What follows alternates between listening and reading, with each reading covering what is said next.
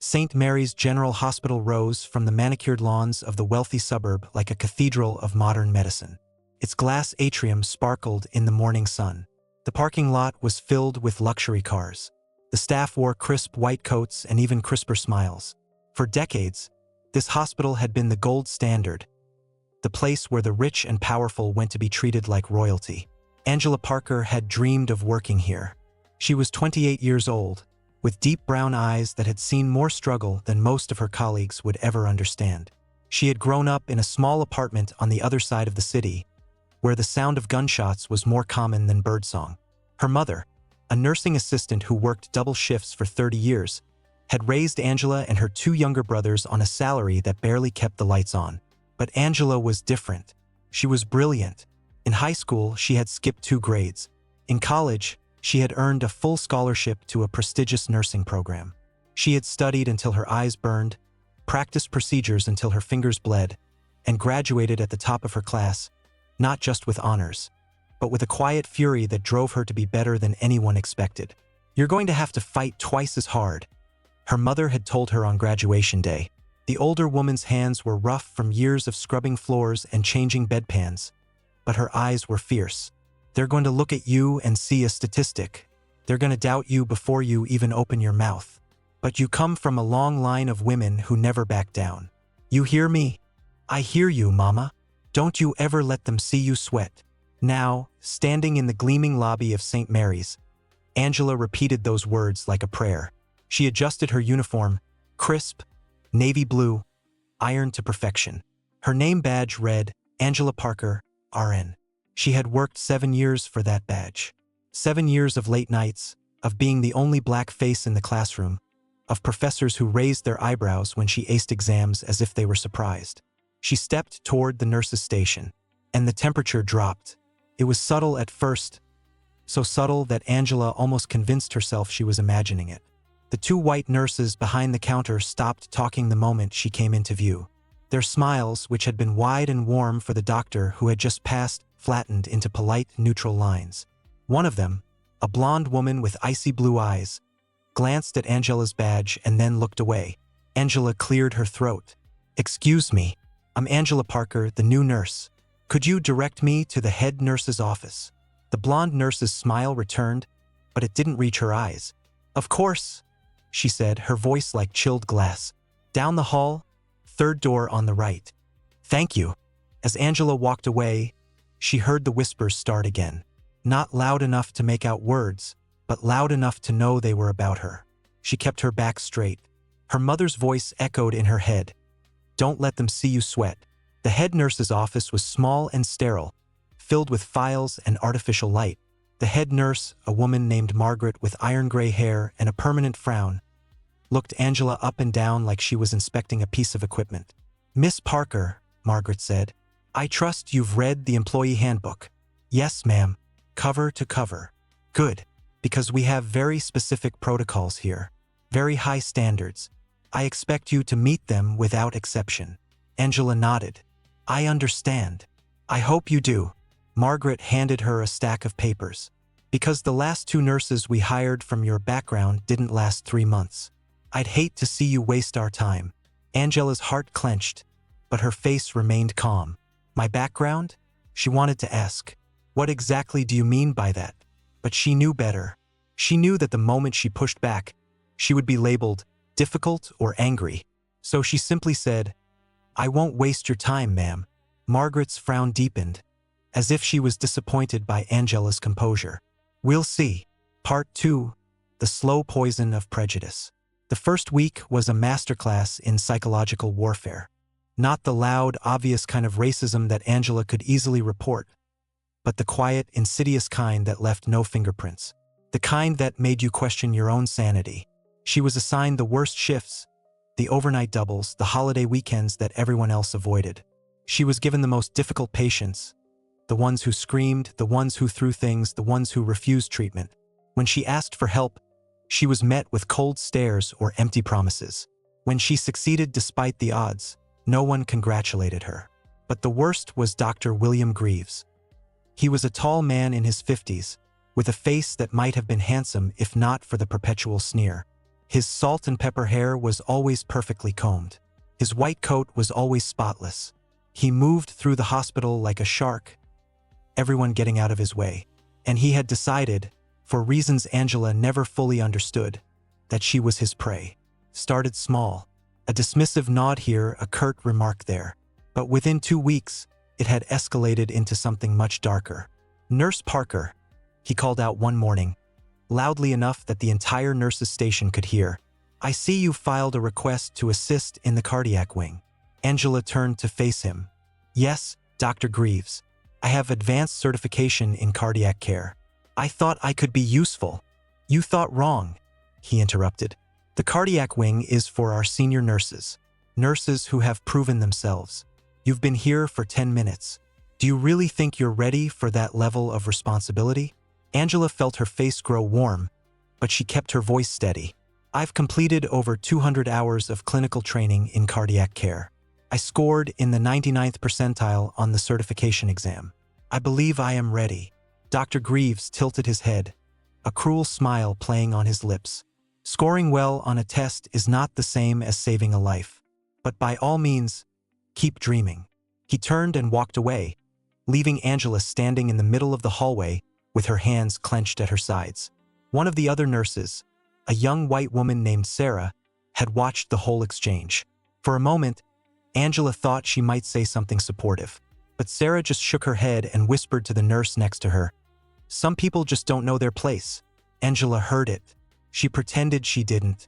3 weeks into Angela's nightmare, the hospital received word that a VIP patient was being admitted. No one knew exactly who he was, only that he was wealthy, influential, and had been in a serious skiing accident. Both arms were broken. He would need round-the-clock care. Dr. Greaves, ever the opportunist, personally handled the admission. He made sure the VIP room, room 412, was prepared with fresh flowers, expensive linens, and a private sitting area. He handpicked the staff who would interact with the patient. And then, with a smirk that made Angela's skin crawl, he assigned her as the primary nurse. "You want me to handle the VIP?" Angela asked, surprised. "You have a problem with that?" Dr. Greaves shot back. "I thought you wanted to prove yourself. Here's your chance. Don't screw it up." Angela knew it was a trap. The VIP would be demanding. The slightest mistake would be magnified. If she failed, Dr. Greaves would have all the ammunition he needed to get her fired. But if she refused, he would call her ungrateful or difficult. So she accepted. When she walked into room 412 for the first time, she found a middle-aged black man lying in the bed. Thomas Edwards. He had kind eyes, a neat beard, and an air of quiet confidence that immediately put her at ease. Both of his arms were in heavy casts, elevated by pulleys. "Good morning, Mr. Edwards," Angela said with a genuine smile. "I'm Angela Parker, your primary nurse. How are you feeling today?" He looked up at her, and something flickered in his gaze. Recognition, perhaps, or surprise. "I've been better," he said with a wry grin. "But I've also been worse. Thank you for asking, Nurse Parker." She began checking his vitals, adjusting his and making sure his casts were clean and dry. He watched her work with quiet interest. "You're very efficient," he commented. "How long have you been a nurse?" 7 years, she replied. "But only 3 weeks here at St. Mary's." "And how are you finding it?" Angela hesitated. She wanted to tell the truth, wanted to pour out every cruel word, every cold shoulder, every moment of humiliation. But she couldn't. She didn't know this man. He might be a friend of Dr. Greaves. He might report her. "It's a learning experience," she said carefully. Mr. Edwards raised an eyebrow. "That's a very diplomatic answer." "I try to be professional, sir." He smiled. "I appreciate that." Over the next several days, Angela found herself looking forward to her time with Mr. Edwards. He was not like the other patients or the other staff. He asked her questions and actually listened to her answers. He never looked at her with suspicion or disdain. He treated her like a human being. But something else was happening, too. Mr. Edwards was watching. He was confined to his bed, unable to use his arms, but his eyes missed nothing. He saw the way other nurses whispered when Angela passed. He saw the way Dr. Greaves assigned her the most difficult patients and the heaviest workloads. He saw the way she worked twice as hard as everyone else and received half the recognition. And he began taking notes, mentally, carefully. One afternoon, as Angela was changing his bandages, she overheard a conversation in the hallway. Two nurses, the same ones from her first day, were talking in voices they clearly thought were too quiet to be heard. "I don't know why they keep hiring people like her," one of them said. "It's not like she fits in here. My husband says it's all about quotas," the other replied. "Check a box. Look diverse. But we all know the truth. She's just waiting to mess up. They always do." Angela's hands trembled as she finished wrapping Mr. Edwards' arm. She blinked rapidly, refusing to let tears fall. Mr. Edwards watched her face. "Are you all right, Nurse Parker?" he asked softly. She forced a smile. "Fine, Mr. Edwards. Just concentrating." He was silent for a long moment. Then he said, "You know, I once had a boss who tried to break me, gave me impossible deadlines, criticized everything I did, tried to make me feel like I didn't belong." Angela looked up, surprised by his honesty. "What did you do?" she asked. "I outworked him," Mr. Edwards said simply. "I showed up earlier, stayed later, and produced results he couldn't ignore. And then I found a better job and left him in the dust." Angela smiled, a real smile, for the first time in weeks. "That's good advice." "It's not just advice," he said. "It's a promise. Keep doing what you're doing, Nurse Parker. Don't let them win." She didn't know it then, but Thomas Edwards was not just a wealthy patient. He was the CEO of Healthcare United, a conglomerate that owned 17 hospitals, including St. Mary's. He had come to this hospital because it was convenient after his accident. But he had stayed because he had seen something that made his blood boil. And he was planning something that would shake the institution to its core. 2 days later, the hospital was preparing for a high-stakes emergency operation. A wealthy donor, a friend of the hospital board, had suffered a massive heart attack and needed immediate bypass surgery. The pressure was enormous. Everyone would be watching. Dr. Greaves, ever eager to impress, insisted on leading the surgery himself, and he demanded that Angela assist. "You wanted to prove yourself," he said, his voice dripping with false encouragement. "Here's your chance. Don't embarrass me." Angela spent the morning preparing. She reviewed the patient's charts, double-checked the equipment, and mentally rehearsed every step of the procedure. Her heart pounded in her chest, but her hands were steady. The surgery began. The operating room was crowded. Dr. Greaves, 2 other surgeons, an anesthesiologist, and a gallery of observers behind the glass. Angela stood at the instrument table, ready to pass whatever was needed. First, everything went smoothly. Dr. Greaves made the initial incision with practiced ease. The patient's vitals were stable. But then, disaster. Dr. Greaves hesitated. He was preparing to clamp a major artery, but his hand hovered uncertainly over the patient's chest. His eyes darted between the artery and the monitor. He was sweating. His fingers trembled. Angela recognized the signs. She had studied this exact scenario in her advanced cardiac training. If Dr. Greaves clamped the wrong spot, if he made even a tiny mistake, the patient could bleed out in seconds. She had a choice: stay silent and risk a man's life, or speak up and risk her career. "Dr. Greaves," she said, her voice cutting through the tension like a scalpel. "The anatomy suggests an alternative approach. If you clamp 1 centimeter to the left, you'll avoid the secondary vessel." The room went silent. Everyone stared at her. Dr. Greaves' face turned purple. "Excuse me, I'm not questioning your expertise," Angela said quickly, "but the patient's pre-op scans show a rare variation. The secondary vessel is closer than standard. A left clamp would be safer." For a long, horrible moment, she thought he would ignore her. But then the patient's heart rate dropped. The monitor beeped in warning. Dr. Greaves had no time to argue. He shifted his hand. 1 centimeter to the left. The clamp went on perfectly. The patient stabilized. The rest of the surgery was uneventful. When it was over, the patient was wheeled to recovery, alive and stable. Angela stood in the corner of the OR, shaking with adrenaline. Dr. Greaves walked over to her. His face was a mask of cold fury. "My office, now." Dr. Greaves did not take her to his office. Instead, he stormed into the nearest empty room, which happened to be Mr. Edwards' room. The patient was sitting up in bed, his eyes wide. "How dare you?" Dr. Greaves hissed, slamming the door behind them. "How dare you humiliate me in front of the entire surgical team?" Angela stood her ground. "I was saving a patient's life, Dr. Greaves. You were trying to make me look incompetent." He was shouting now, his face inches from hers. "Do you think I don't see what you're doing? You think if you prove yourself, you'll get promoted? You think they'll ever let someone like you into the upper ranks of this hospital?" Angela's blood ran cold. "Someone like me? You know exactly what I mean." His voice dropped to a venomous whisper. "You're a diversity hire, Angela. A quota. A box to check. You're not here because you earned it. You're here because the board wanted to look progressive. And the moment you stop being useful, they will throw you away like garbage." "That's not true, isn't it?" He laughed, a cold, cruel sound. "Look around you. Every single person in this hospital is white except you. Does that seem like an accident? Does that seem like a place that wants you here?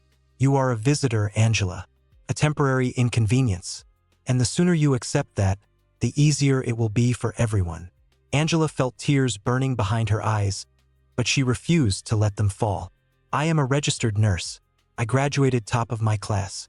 I have certifications that most of your staff don't even know exist. I earned my place here." "You earned nothing," Dr. Greaves spat. "You were given a handout because you're black. That's the only reason. And everyone in this hospital knows it." The words hung in the air like poison, and then a voice, calm, measured, and deadly, cut through the room. "Dr. Greaves." Both of them turned. Mr. Edwards was not lying down anymore. He had pushed himself upright in his bed, his broken arms immobilized but his eyes blazing with fury. He looked nothing like the quiet, polite patient Angela had been caring for. He looked like a judge delivering a death sentence. "Mr. Edwards," Dr. Greaves stammered, "I apologize for the disturbance. I didn't realize you were awake. This is a private matter." "You are standing in my room," Mr. Edwards interrupted, "and you are screaming racist abuse at one of my nurses. I assure you, this is very much my business." Dr. Greaves paled. I wasn't." "You were," Mr. Edwards said coldly. "I've heard every word, and I've been hearing things like this for the past week. The whispers, the assignments, the humiliations. I've been watching, Dr. Greaves, and I am disgusted. You don't understand." "I understand perfectly." Mr. Edwards shifted in his bed, wincing slightly from the pain. "Do you know who I am?" Dr. Greaves shook his head, suddenly looking very small. "My name is Thomas Edwards. I am the CEO of Healthcare United. This hospital is one of my subsidiaries. And you, Dr. Greaves, have just shown me exactly why Healthcare United is going to undergo a very serious review of its hiring and management practices." The color drained from Dr. Greaves' face. He looked like a man who had just been told he had a terminal illness. "Mr. Edwards, please, I didn't know." "Ignorance is not an excuse," Mr. Edwards said. "You have been harassing this woman since her first day. I have witnessed it myself. And now you have made racist statements in front of a witness. Do you have anything to say for yourself?" Dr. Greaves opened his mouth, but no words came out. "I thought not," Mr. Edwards said. "You will leave this room now. You will not speak to Nurse Parker again without a lawyer present. And you will be contacted by Human Resources within the hour. Am I clear?" Dr. Greaves nodded weakly. He turned and fled, his white coat flapping behind him. Angela stood frozen. Her legs were trembling. Her heart was racing. She looked at Mr. Edwards, no, Thomas Edwards, the CEO of Healthcare United, and felt like the floor had dropped out from under her. "Sit down, Nurse Parker," he said gently. "You look like you're about to faint." She sank into the chair beside his bed. "I didn't know. I didn't know who you were." "I know," he said. "That's why I was able to watch. If you had known, you would have acted differently. You would have been on your guard. And I wouldn't have seen the truth." "What truth?" "That this hospital is rotten," he said quietly. "That good people like you are being destroyed by people like him. And that it's going to change." Part 7. The Reckoning. The next morning, the entire hospital was in chaos. Word had spread like wildfire. Dr. Greaves had been suspended. The CEO of Healthcare United was in room 412 and he was furious. Investigators arrived before breakfast. Lawyers were called. The hospital administrator, a nervous woman named Mrs. Phillips, looked like she hadn't slept in days. At 9 a.m., an emergency meeting was called. Every staff member was required to attend. The main auditorium was packed with nurses, doctors, administrators, and support staff.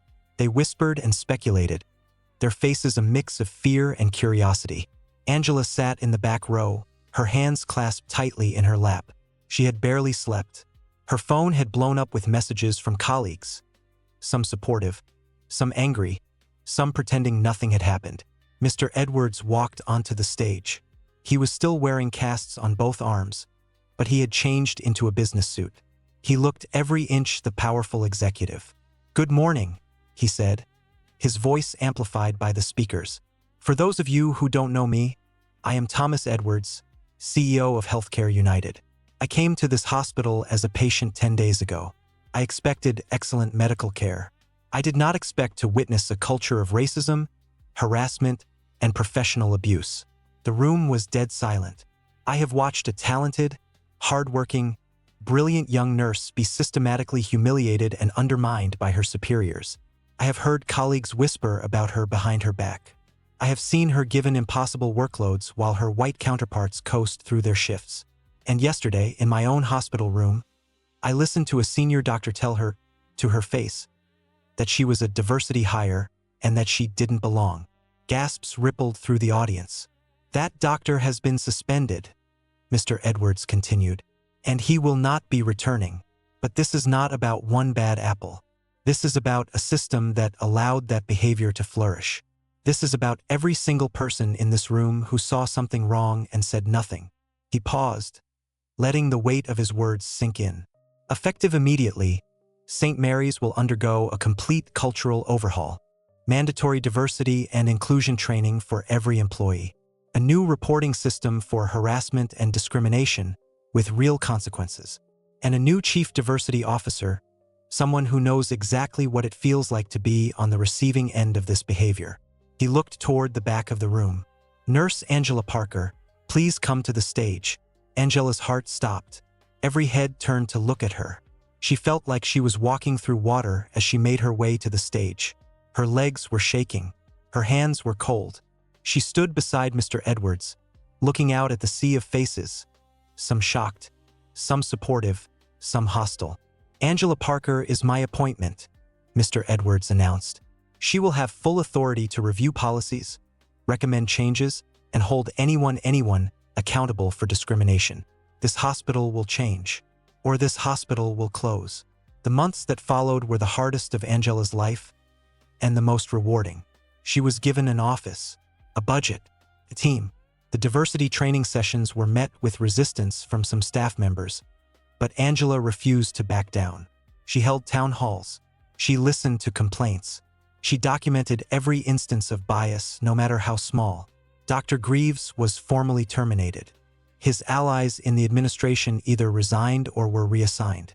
New hiring policies were implemented, and for the first time in decades, St. Mary's began to look like a place where everyone belonged.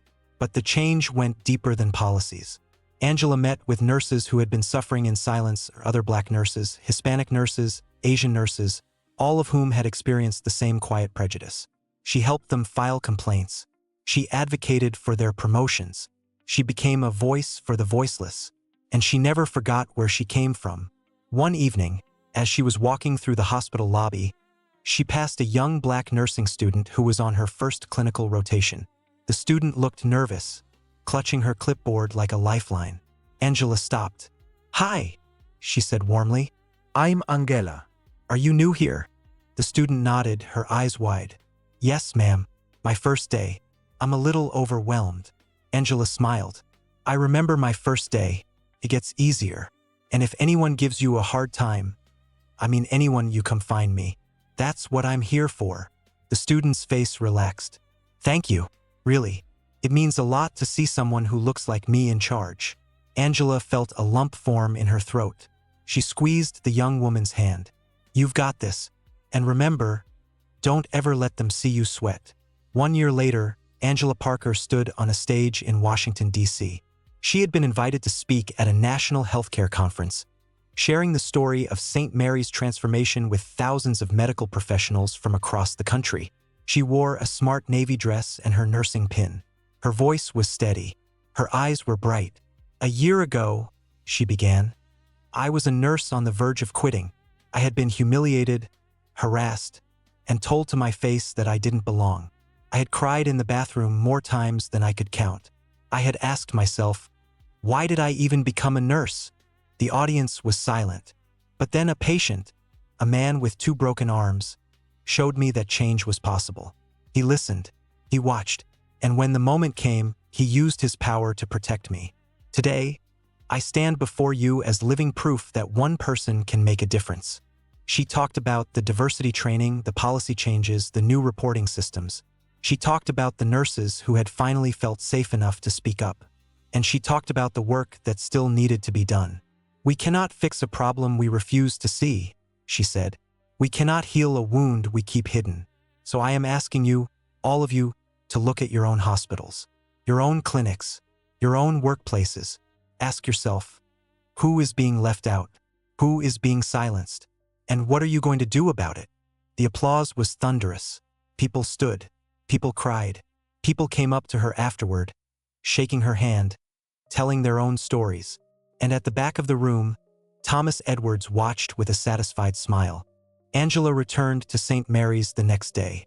The hospital looked different now, not just physically, but spiritually. The mural in the lobby had been replaced with a new one, a diverse group of healthcare professionals working together, with the words, "Diversity is our strength," painted beneath. Her office had a window now. She could see the parking lot, the trees, the sky. On her desk was a framed photo of her mother, her biggest inspiration, and a small plaque that read, "Don't let them see you sweat." There was still work to do. There would always be work to do. But Angela Parker no longer felt like an outsider. She no longer felt like she didn't belong. She was the Chief Diversity Officer of St. Mary's General Hospital, and she was just getting started. Within 2 years, the changes Angela had implemented at St. Mary's became a model for healthcare systems across the country. Thomas Edwards expanded the program to all 17 of his hospitals, and then to dozens more. Angela was invited to consult with the American Medical Association, the National Council of State Boards of Nursing, and the White House. She never forgot her roots. Every year, she returned to her old neighborhood to speak with young Black students who dreamed of becoming nurses. She told them her story, the good and the bad. She told them about the whispers, the discrimination, the moments when she wanted to give up. And she told them about Thomas Edwards, the patient with 2 broken arms who had changed her life. "The world is not fair," she would say, "but you can still win. You can still fight. And if you hold on long enough, you might just find that someone is watching, and that someone might have the power to change everything." What moment in Angela's journey resonated with you the most? Was it her quiet perseverance in the face of daily humiliation? The shocking moment when the patient revealed his true identity? The explosive confrontation in room 412? Or the transformation of an entire hospital culture? Share your thoughts in the comments below. And if this story moved you, please consider subscribing. I pour my heart into creating these videos, and your support means the world to me. Until next time, remember, sometimes the person in the hospital bed is not just a patient. Sometimes they are the catalyst for a revolution. And sometimes the nurse they tried to destroy ends up leading the charge.